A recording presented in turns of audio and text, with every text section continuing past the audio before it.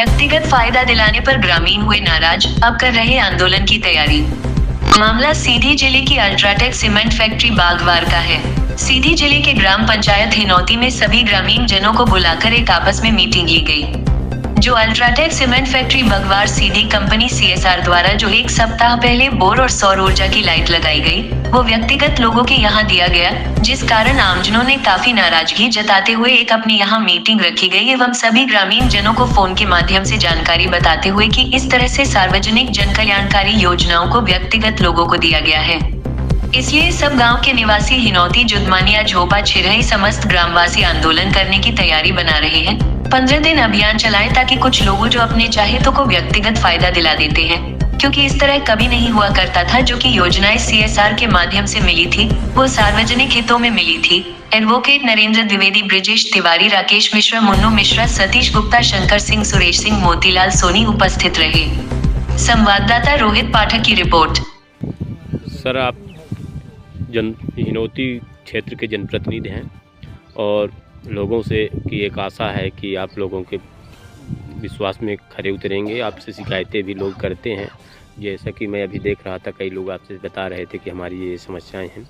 तो आज जो मीटिंग रखी गई किस विषय में है और आप शासन प्रशासन से क्या कहना चाहते हैं? जी, सबसे पहले तो मैं अपना नाम बताना चाह रहा हूँ। ब्रिजेश कुमार तिवारी मेरा नाम है। मैं गांव हिनौती है, जिला मैहर है।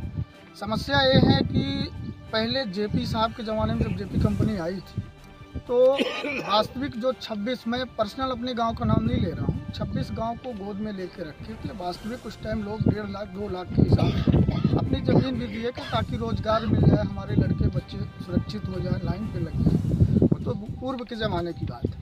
लेकिन जेपी साहब के ज़माने में एक चीज़ और था, सरदार पटेल में जैसे एडमिशन मिलता था तो न किसी का सिफारिश करना पड़ता था, ना ही किसी मतलब ऊपर के नेताओं को कोई दबाव पड़ता था।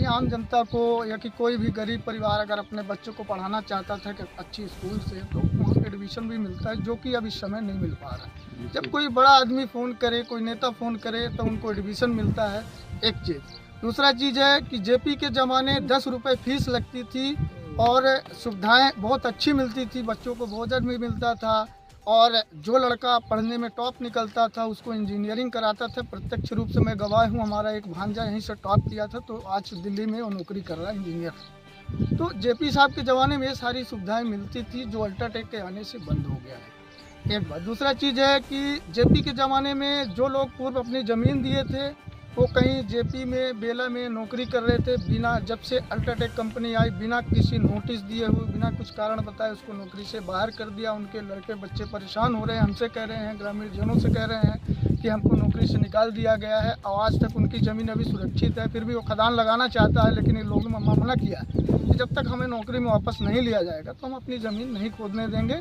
और तीसरा पॉइंट जो है कि जेपी के ज़माने में सीएसआर के मत से कैंप लगाए जाते थे कहीं भी, जैसे कोई भी गांव है, चाहे हिनौती हो, पटना हो, सरदा हो, 26 गांव में गोदनामा लिया है और 26 गांव को एक समान कहीं ना कहीं वो देखता था और काम करता था। लेकिन अल्ट्राटेक के आने से हमारे ग्रामीण जनों को इतनी खुशी थी कि एक अच्छी कंपनी आई है, बड़ी कंपनी है, कहीं ना कहीं एक बड़ा काम करेगी, हमारे सीएसआर के मत से ग्रामीण क्षेत्र में विकास करेगी।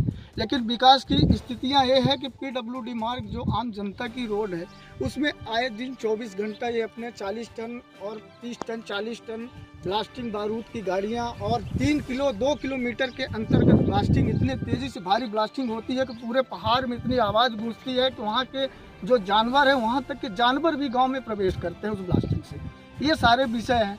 और अपना जो चौथा पॉइंट